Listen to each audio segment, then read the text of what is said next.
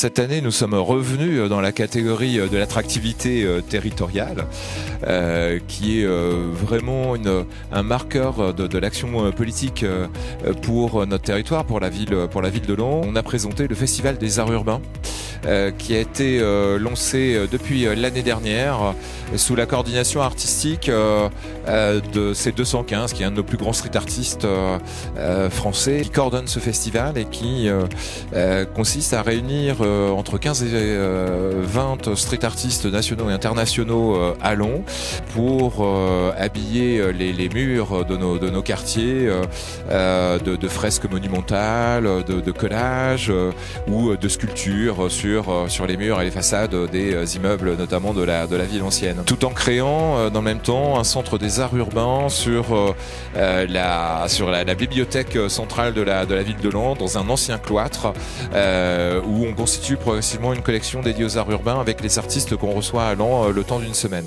Il y a effectivement les habitants qui changent complètement leur perception de leur quartier, de leur ville, de leur immeuble, avec ces street artistes qui viennent à leur rencontre le temps d'une semaine pour faire ces peintures sur les murs. C'est tout à fait incroyable de voir ce changement de perception de la part des habitants.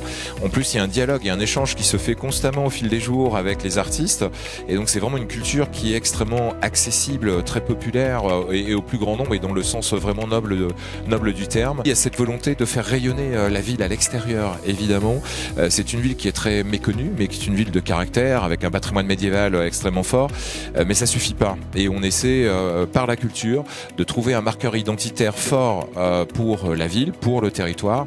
Et le street art, les arts urbains, effectivement, sont un vecteur de rayonnement à l'extérieur de la ville.